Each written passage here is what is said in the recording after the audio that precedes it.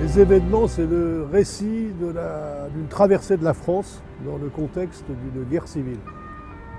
Donc c'est un type dont on ne sait pas grand-chose d'ailleurs, qui quitte Paris dans une automobile avec l'idée, le projet d'atteindre le littoral de la Méditerranée pour fuir, enfin pour se soustraire à ce qui est en train de se passer et qui présente un caractère plutôt désastreux. Et une de ses premières étapes, ou sa première étape d'ailleurs, c'est ici, à la limite de Longjumeau et de Chilly-Mazarin. On est dans le prolongement de la piste principale d'Orly. Et à cause de cette situation, il s'est établi ici, dans ce contexte de guerre civile, il y a une force des Nations Unies, une force d'interposition, comme on l'a vu dans pas mal d'autres pays, en proie à des troubles du même genre. Il y a une force d'interposition des Nations Unies qui est installé ici un dispositif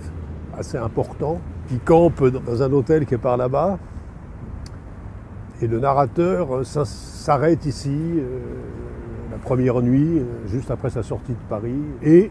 il y a là un grand champ de maïs, juste au pied de l'hôtel, sous les avions qui atterrissent. Sauf qu'en temps de guerre civile, les avions n'atterrissent plus, ou exceptionnellement, et dans ce champ, il découvre un amas de curés morts. Les cadavres, les corps,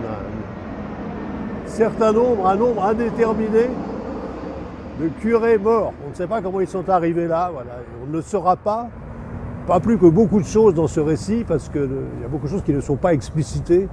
dans la mesure où ce qui m'intéressait, ce n'est pas tellement les causes et le contexte politique de cette guerre civile, c'était son impact sur la vie des gens et sur le paysage des régions traversées.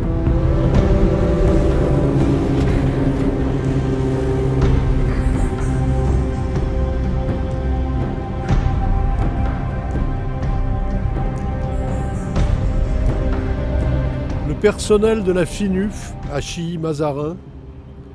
se composait à parts égales de militaires ghanéens et finlandais,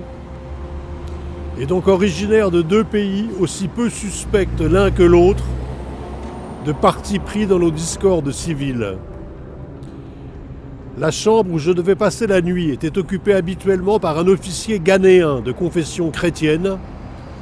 à en juger par les objets de piété, Bible, crucifix, rameaux de buis consacrés,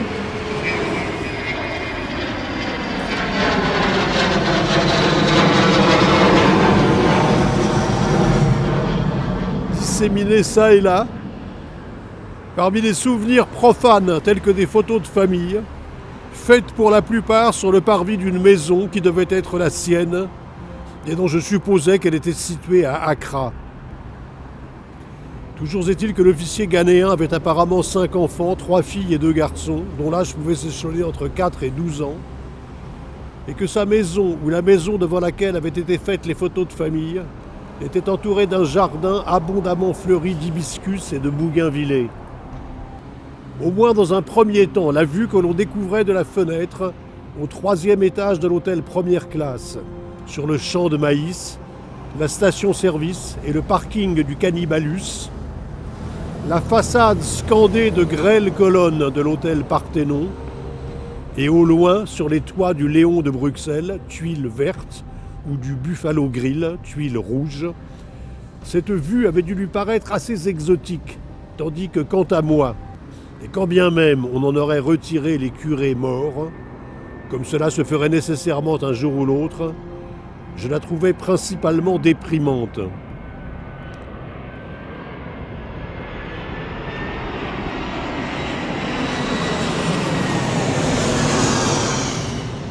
Au sujet de l'évacuation de ceux-ci, les curés morts,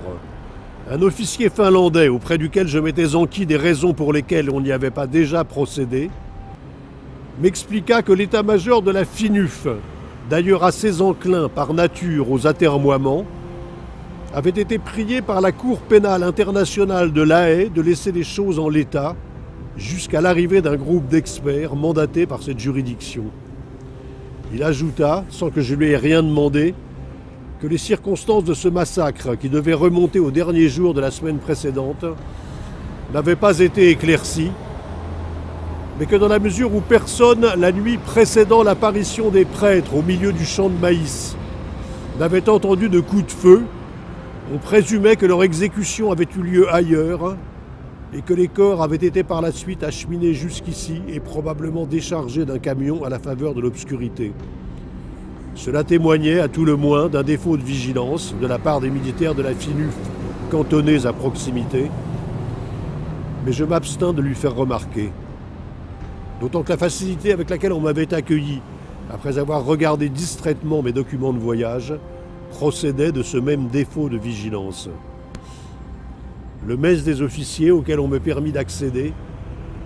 était aménagé dans la salle du Cannibalus, où se voyaient encore l'estrade et le micro qui avaient servi autrefois lors des soirées karaoké. Je dis autrefois, mais je soupçonne qu'ils servaient encore ou de nouveau à cet usage. La présence de la FINUF dès la fin des combats ayant attiré toute une faune, parmi laquelle c'était bien le diable, s'il ne se rencontrait pas quelques adeptes du karaoké. D'ailleurs, on disait aussi que l'Acropole, la boîte, fonctionnait de son côté à plein régime, au moins en fin de semaine, et que beaucoup de filles, issues pour certaines du camp de réfugiés installé dans l'hôtel Parthénon, et pour d'autres venues de plus loin, s'y rendaient régulièrement,